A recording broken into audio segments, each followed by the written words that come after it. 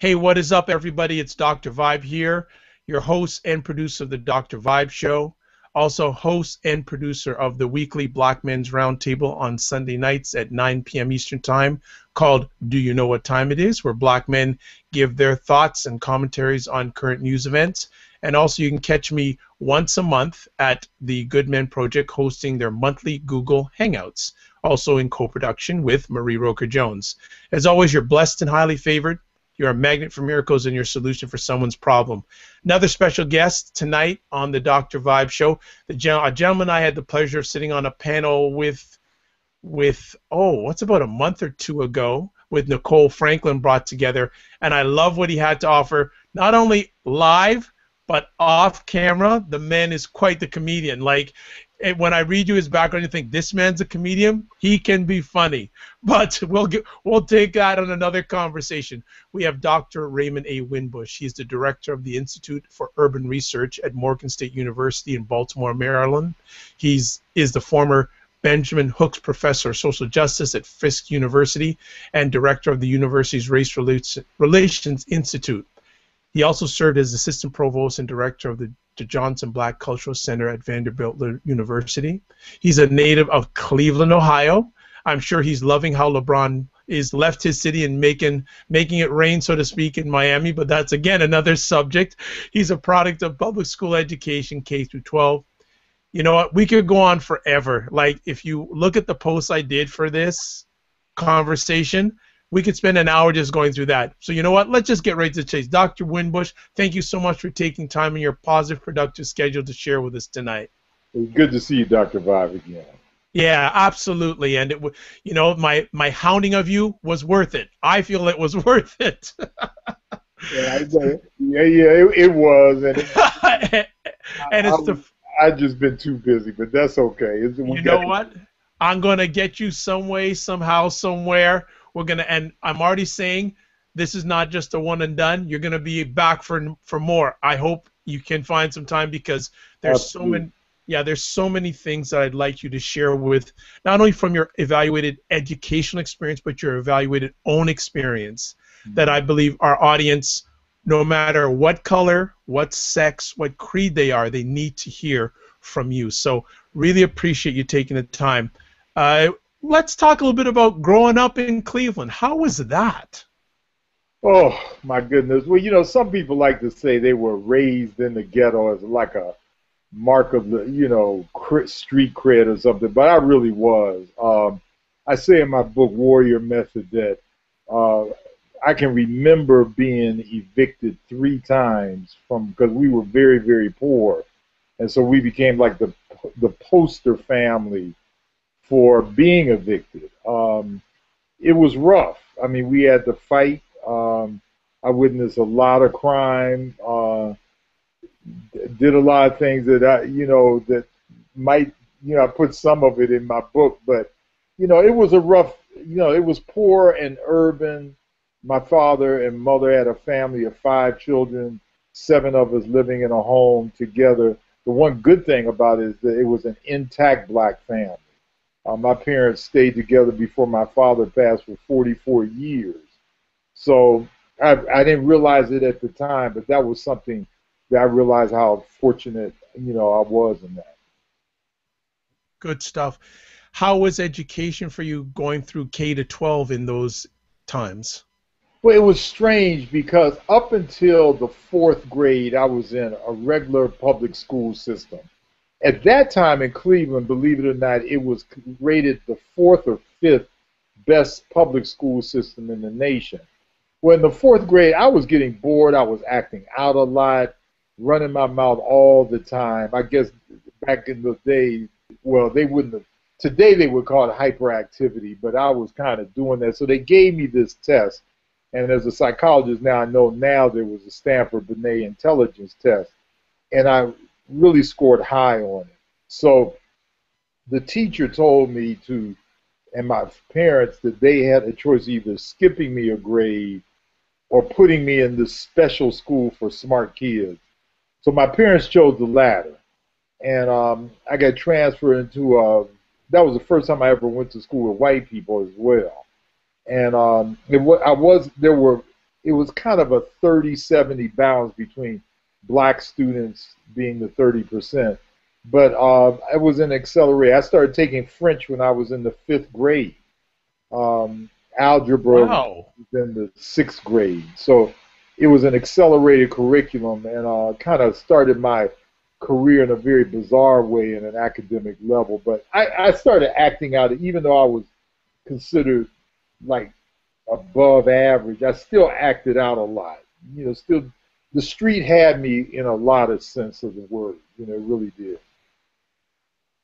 Then when did the turn start to happen from turning from the streets to turning to another alternative?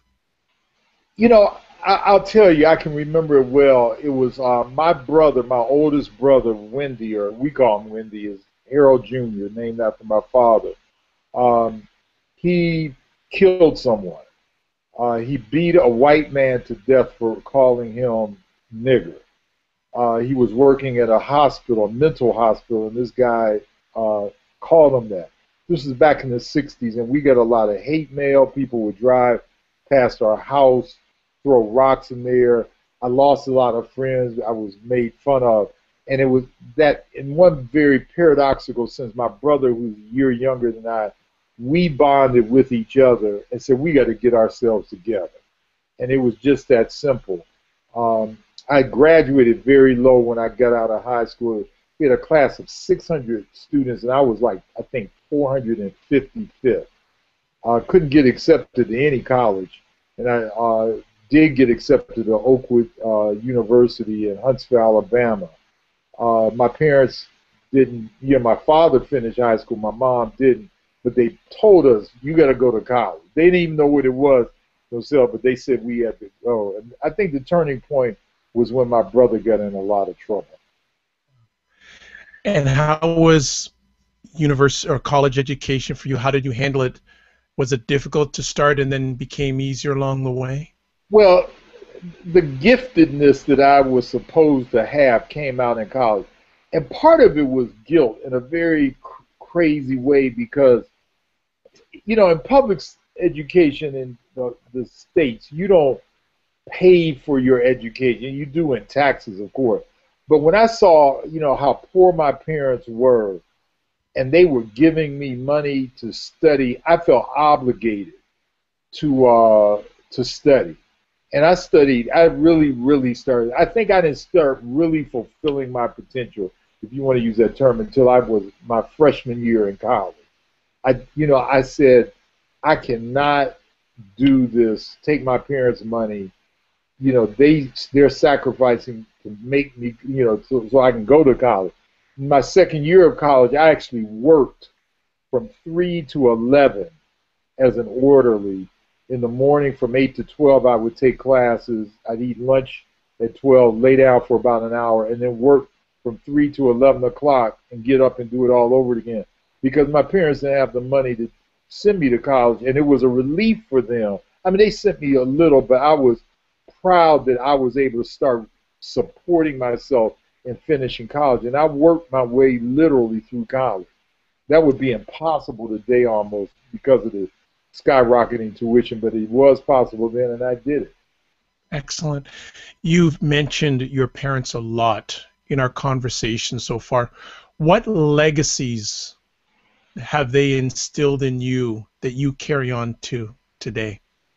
Well, one, they stuck to everything that they did.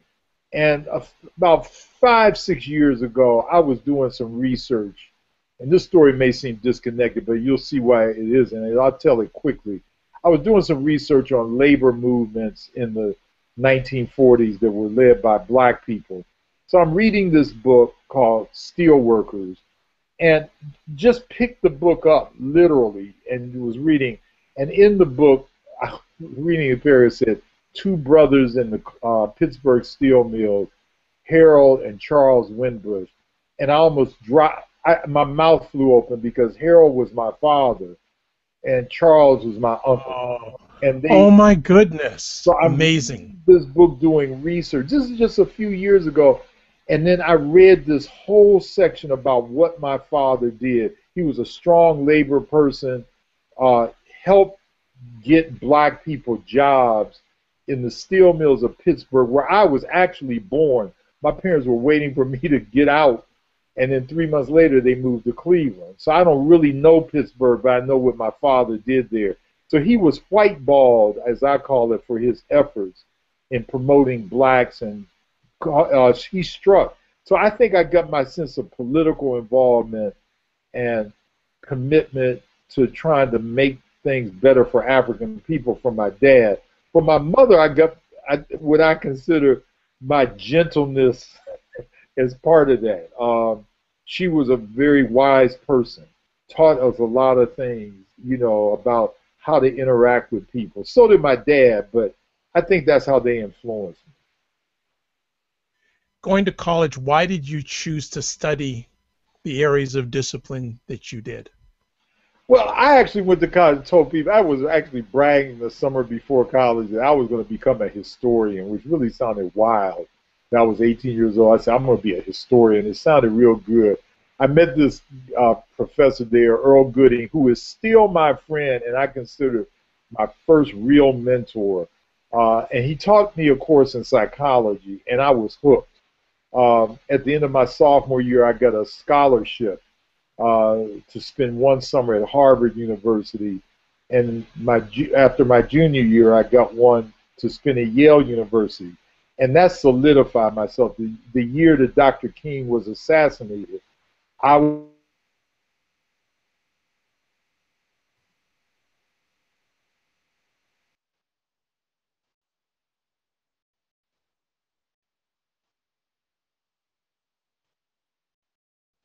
Okay, we seem to have lost Dr. Winbush just for a moment, but I'm pretty sure that we'll get him back.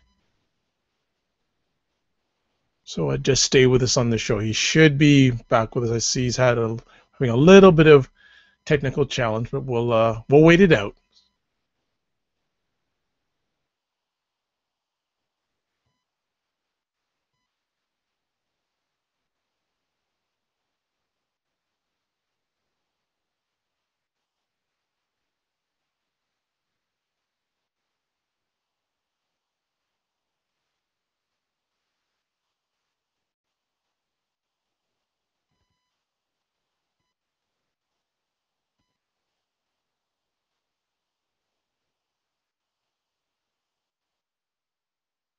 Okay, well, we're going to wait for a few more moments to see if the internet connection on Dr. Winbush is...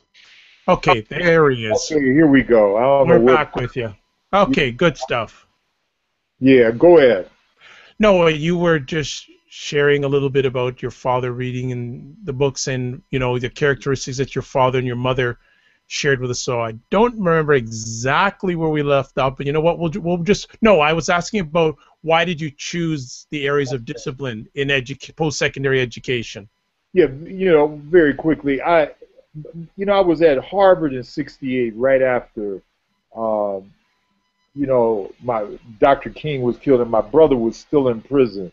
And I chose psychology because of Earl Gooding, who was my mentor at Oakwood, because I really wanted to understand why did black people do things the way they did it.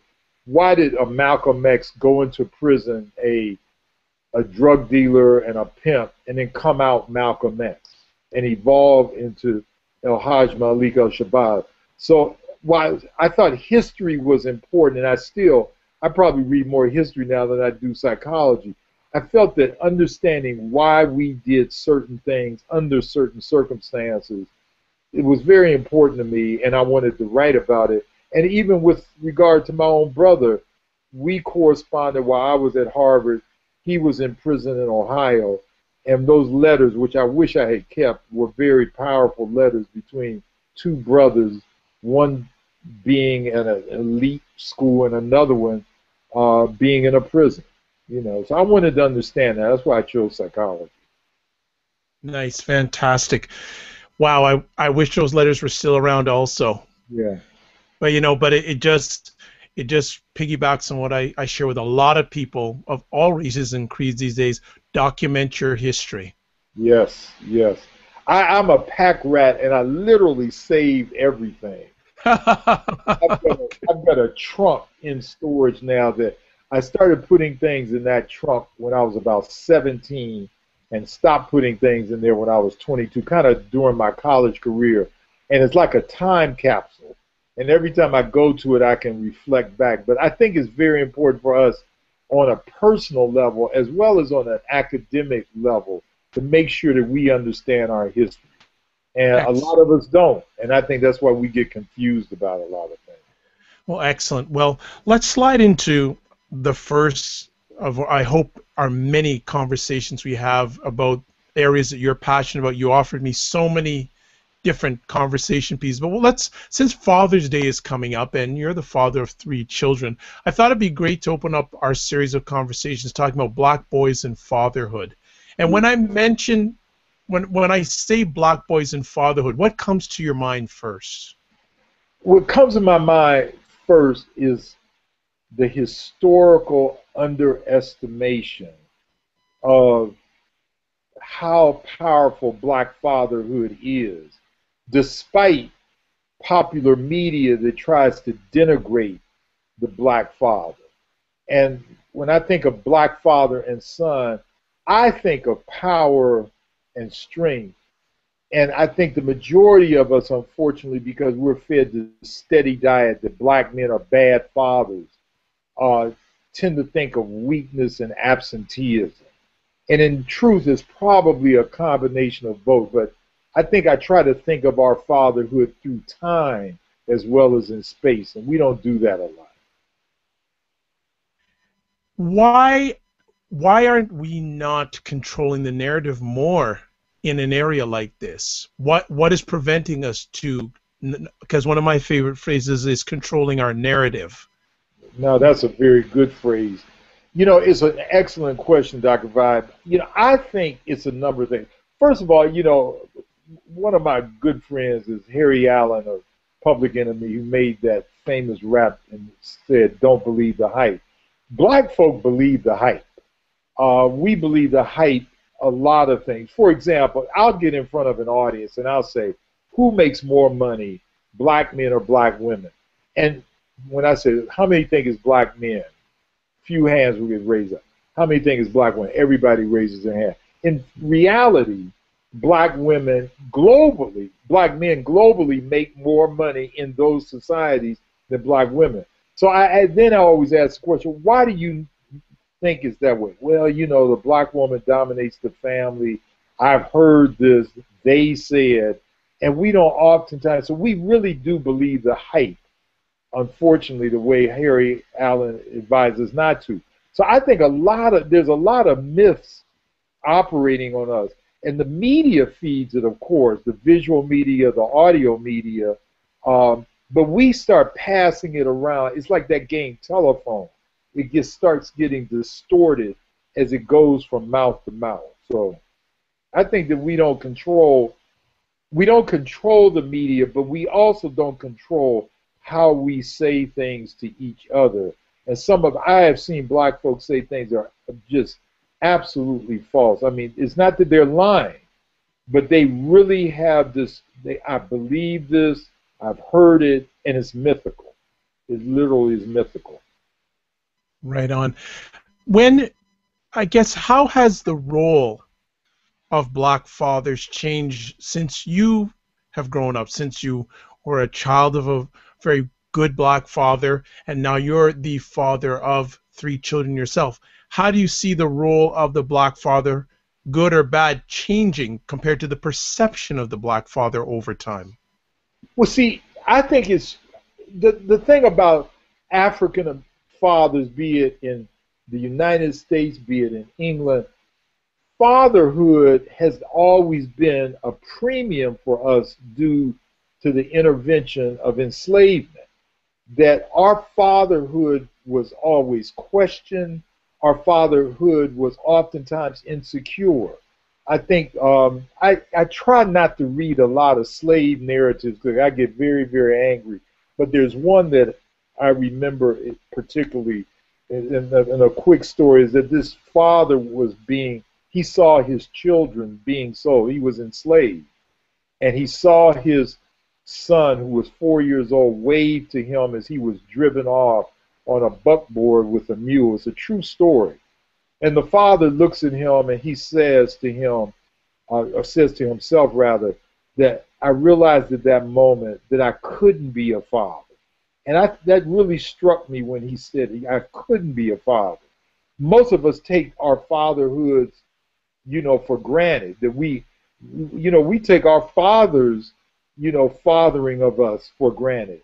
But it's never, we can't afford to do that historically. And the evolution of that is that my dad, very poor, but very dedicated to his family, he worked two jobs because he couldn't get the job that he really wanted because he was black. I mean, it was that simple. He came through the Depression and racism he got a heavier dose of it than I did. I have much better control over fathering my three children. They're grown now and doing quite well than my father did over his children. So there's always been an attack on the black family. The separation, the lynchings, the sellings, all of these things impacted how we father right now. What role has, or what effect has the black woman had in regards to black fatherhood over the years and also through your studies? What role, increased role? A lot of people say that, and stats say out there that in America, and I still get shaking my head when I hear this stat, that around 70% of the black children that are born to single mothers. Yes. What effect has that had on black fatherhood, in your opinion? Well, it's had a lot of effect. I mean, black women and black men, I don't believe this hype about there's a war going on between black men and black women, the way Michelle Wallace said that back in the 80s. I think Michelle Wallace, who's black, her words were, black men and black women are at war with each other. White men and white women are at war with each other sometimes. But she made it seem like that was the basic state of us. I think that black women have, in some sense, questioned our fatherhood, but those who are more conscious understand that we have been good fathers despite that. Dr. Adelaide Sanders says something that Adelaide Stanford, I want to make sure I got that name right. She says, black men are the only men who raise the children of their wives' rapists. And it's true because during slavery, we did that. So I think that there's a greater bond than, again, the media and we think there is between black men and black women. Toni Morrison, in one of her books, I think it's Sula, she says nobody loves a black man more than a black woman. That's why they talk about us so much. and we do get talked about, but it's more loving than I think is portrayed by media. What effect, and you'd mentioned this early in our conversation, is the whole area of the black family compared to, over the years? What attack on the black families also attacked the black fatherhood? Can you give some comments and thought process to our audience about that? Well, I always tell people that slavery, the 500 years of slavery, how you got to Canada, how our ancestors got to United States, that 500 years is an interruption to the black family. We had incredibly intact families prior to enslavement. We have incredibly intact families on the continent right now. It's when you get through the diaspora, be it South Africa, Canada, the United States, that you start seeing the disruption and the manifestation. Dr. Joy Leary calls it the post-traumatic slave syndrome. I think the impact on the black family is that we weren't even in control of our families totally until sometime after enslavement. So for 250 years in this country, we weren't even in control of our family. It was a minority of black folk who did. So the residual effects of enslavement, disruption, promiscuity, all of those things combined to what we're seeing right now. Sister Maya Angelou made her transition about a week or so ago, and she talked of, that famous poem, Still I Rise. By all logic, African people in this country should have all been dead by now because everything was hurled at us.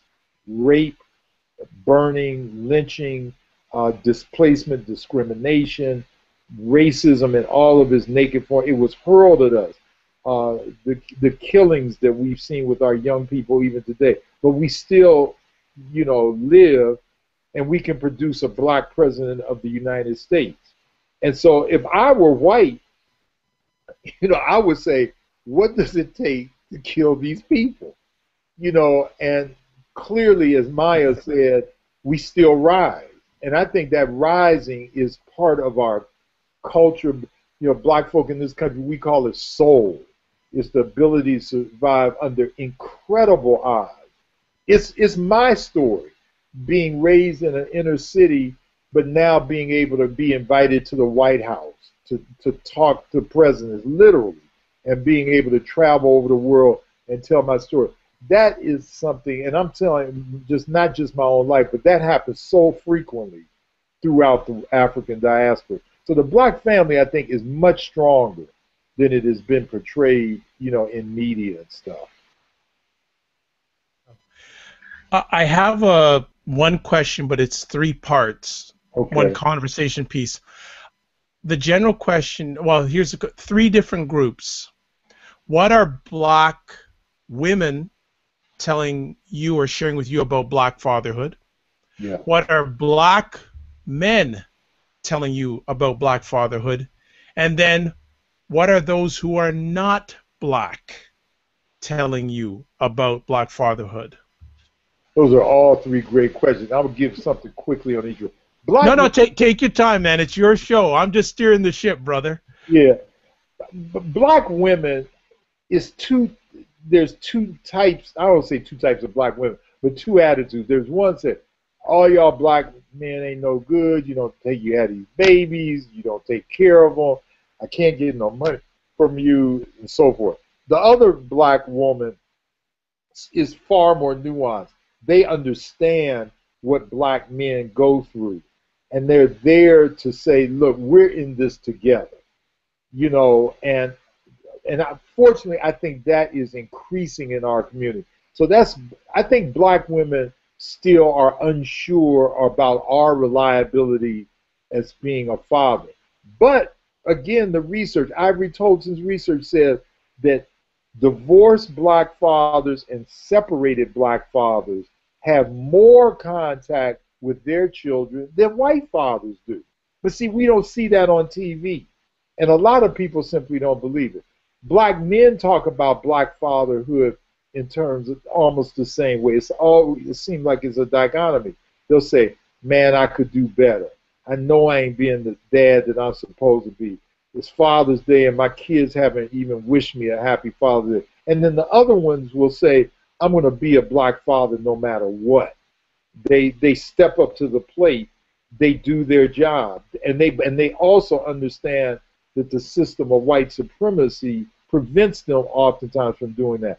White people, and again, I'm generalizing on all 3 of these examples, but white people by and large are very, very ignorant about what goes on in black families. I was in a meeting just a couple of weeks ago where people were saying I was one of the few blacks in this meeting. We were talking about school absenteeism in Baltimore City public schools, and a white teacher, I'm sure very innocently, raised her hand. She said, I just don't understand why black children can't get to school on time. And so she attributed to the fact that they didn't have alarm clocks in black households. Tell me you're kidding. No, I'm not. She said that maybe we should have a campaign to have to distribute uh, alarm clocks to black children in public school. I was, it was mind-boggling to hear this, and of course I said something about this. I said, first of all, there's probably more clocks on everything, on your wrist, on your cell phone. I said, it ain't that. I said, it's the whole cluster of behaviors. Black children hearing gunshots at night, not being able to sleep, perhaps inner city black children hearing sirens going off. They're tired in the morning.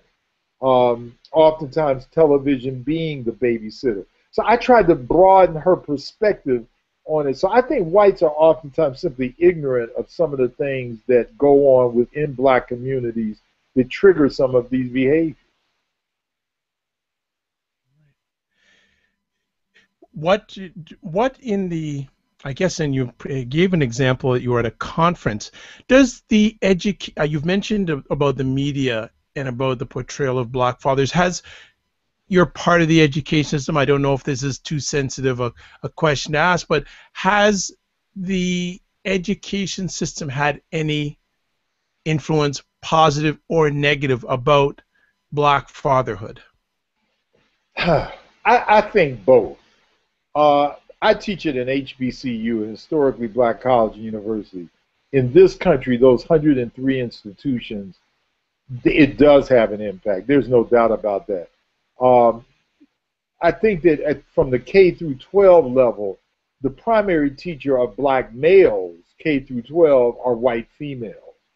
And this is surprisingly true throughout the Western world, in England, in France, United States, Canada. The primary teacher of black males are white women.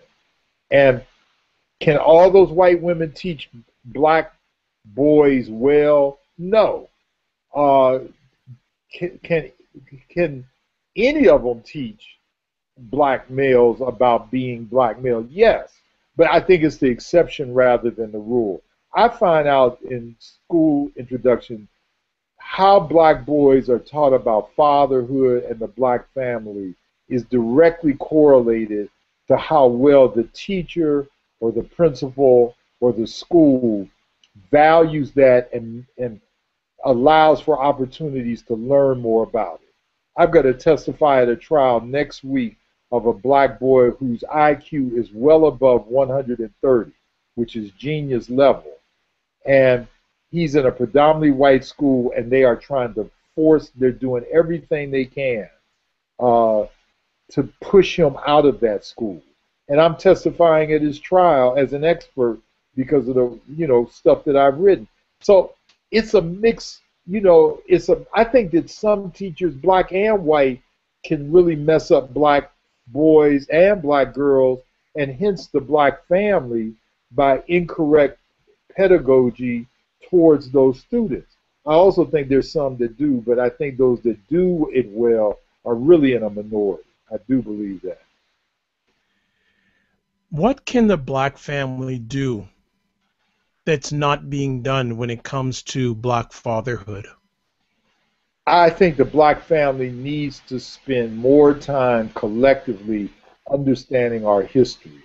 And a lot of your listeners may find that to be a surprise, but I really believe that when you really truly delve deep into African history, black history, Canadian history, American history, you can really get a greater sense of self.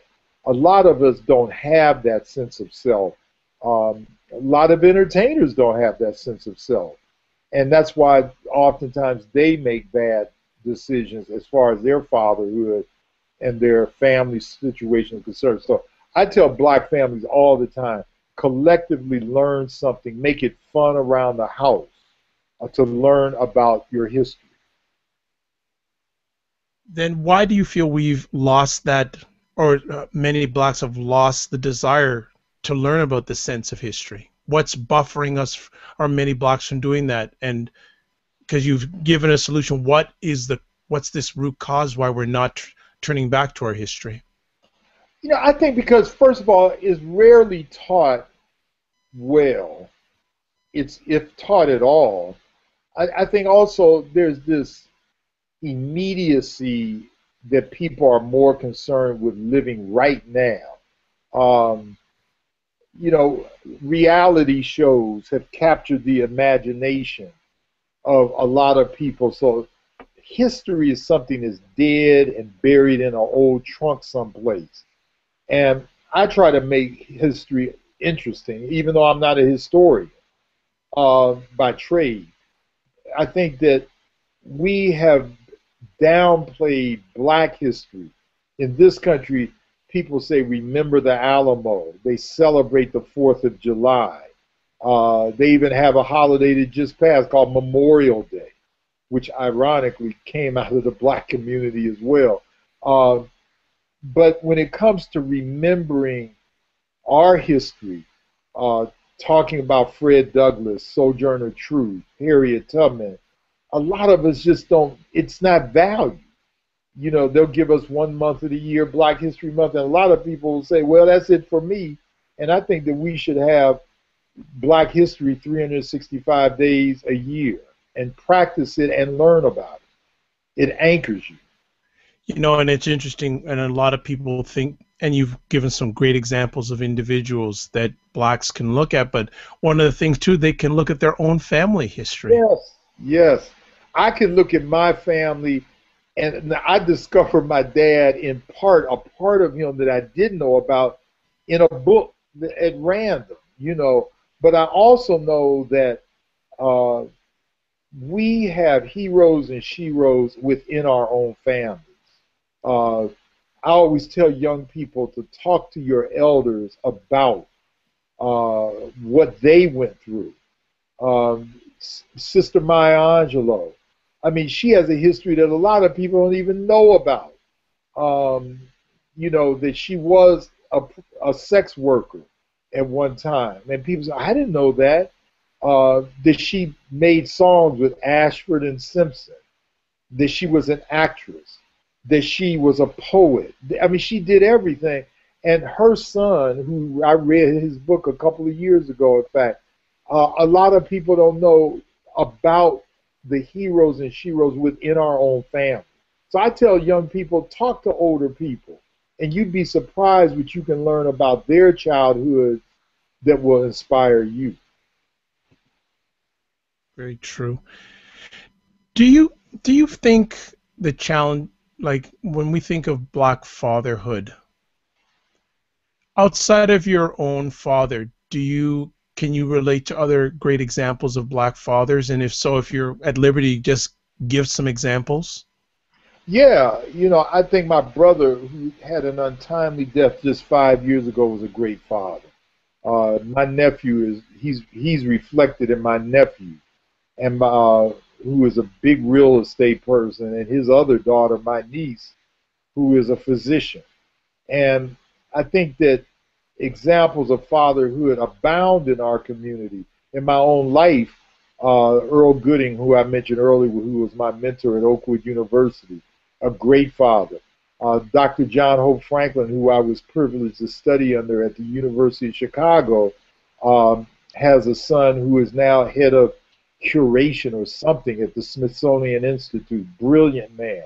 So I think that we've got, and those both of those people I mentioned were fathers, spiritual fathers to me as well.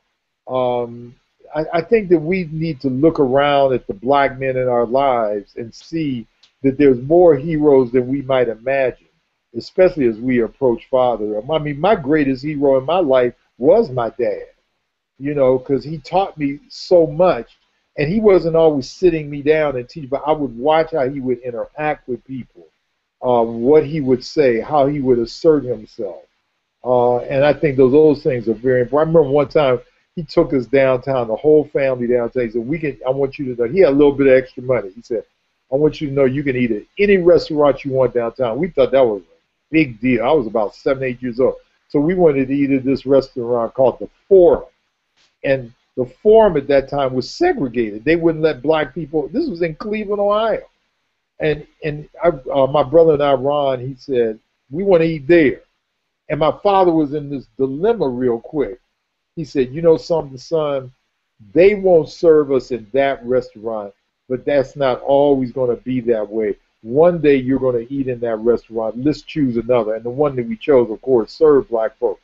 And I always try to eat in that restaurant when I go back to Cleveland for a home visit because I wanted to fulfill the prophecy that my father told me 50-some odd, actually longer than that, 50-some years ago. That is a great story. Yeah. That is a great, great story. Man, that's... Your father was a visionary. He was. He was. He truly was. And I think a lot of our fathers are visionaries. You know, and as we grow up, we know that our fathers have feet of clay, and we know they're not perfect by any means. But many of us can rejoice in the fathers that we had and look at them as being the first males in most of our lives. Even if they're absent, we should, you know, I tell black women who are separated from their husbands or boyfriends, I said, make sure that your children know that, you know, that they've got a father, and do everything you can to make sure that he stays in their lives. As we wind down on our conversation here, and I'm enjoying it so much, you're just sharing with our audience, can you share one or two special moments you've had being a father? Oh my goodness, there's so many of them. I remember, you know, my daughter's a dentist, and she practices in Atlanta, but before she was in Atlanta, she was practicing in Memphis. And I remember going over to see her for the first time practicing dentistry. And the amazing thing is, when she was 5 years old, I asked her, as all parents do, what do you want to be when you grow up, Sharifa? She said, I want to be a dentist. And, you know, kids say anything. They want to be firemen. They want to do everything. But for some reason, I don't know where to this day she got, and I've asked her this. She said, I don't know. I just always wanted to be a dentist at 5 years old. So when I was watching her pull the teeth and do all these things that dentists do to their patients, it was like tears welled up in my eyes, because here was baby girl, my daughter, doing what she told me she was going to do and wanted to do at the age of 5. And then with my, you know, my two sons, they're closer than peas in a pod, Omari and Faraji. My oldest son is a lawyer, and Faraji's in the music industry. And I remember, but on the side, my oldest son has car rally. He can do anything with an automobile. I don't know where he got it from. I know a little bit about cars, and he said, Dad, you remember when you bought that old Volkswagen for me when I was 18? No, he wasn't even that old, like 15 years old. I said, yeah. He took this car apart with the aid of one of his friends. I told him if I bought this car for him, he's going to use it. He did it, fixed it up, and the rest is history. He does that on a sideline right now. So I've seen him and my youngest son, Faraji, work together at these car rallies. He's the only black man in the United States of America that has foreign car rallies around this country. And they work together on this. And every time I see them, I'm proud of them. Proud of my daughter for pulling teeth, proud of my sons for doing cars the way they do it. So those are these moments that I just enjoy. Fantastic. Well, as we close tonight, I'm going to give you another one of those 3-pronged questions in regards to what do you want black children to say to their fathers for Father's Day? What do you want black women to say to black fathers on Father's Day? And then what do you want black fathers to say to themselves on Father's Day? The first two are easy. I want black mothers and children to say to their father, Dad, I love you and thank you for being a great father to me. Even if that father hasn't been who he was, it will touch their heart. I want black fathers to say to themselves, I can do even better than I'm doing right now. I love my children. I love my wife, my girlfriend. I can even do better. So that's what that would be my wish. Beautiful. Well, on that note, we're going to call it a close. Dr. Winbush, thank you so much. I know you've been working hard because you said to me before our conversation that you're traveling to where next week? Next Friday, like for 4 days, I'll be in Trinidad. I'll be keynoting a conference on reparations, which is another couple books that I've written about reparations. So they want me to keynote it. I'm glad to go down there. Well, we'll certainly get you on the show when when you can fit us into your positive, productive schedule. I will. I will No definitely come problem. back. I enjoy it. You're a great interviewer, brother. Well, Keep we just converse, we just share. If people want to get a hold of you, contact you, how can they do that? Right now, the best way to contact me, believe it or not, I've succumbed is Facebook, and you can friend me on Facebook at Ray Winbush. Just enter my name, and you call Morgan State University, email me at Morgan State University at morgan.edu. Look me up, and that's the best way to contact me. I do answer my email more promptly than I did earlier with you, It's okay. It's in the past. I That's in the past, do man. answer my email as rapidly as I can. I usually spend 2 hours a day doing that.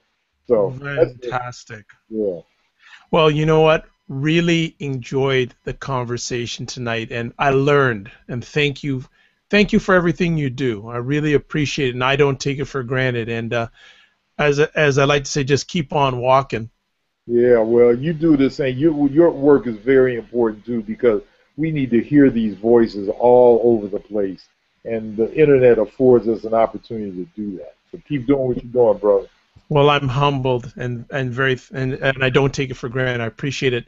It's Dr. Vibe, host and producer of the Dr. Vibe show, also host and producer of the weekly Black Men's Roundtable called Do You Know What Time It Is on most Sunday evenings at 9 p.m. Eastern Time, and also host and co-producer of monthly Google Hangouts at the Good Men Project, one of the most viewed sites in the world for men. They average about 20 million page views a month and about 3 million unique visitors a month. As always, remember, you're blessed and highly favored. You're a magnet for miracles and you're a solution for someone's problem. Also, Dr. Winbush will be back. When we can get a hold of him, he'll be back. As always, God bless, peace be well, and keep the faith. Bye-bye. Okay, man.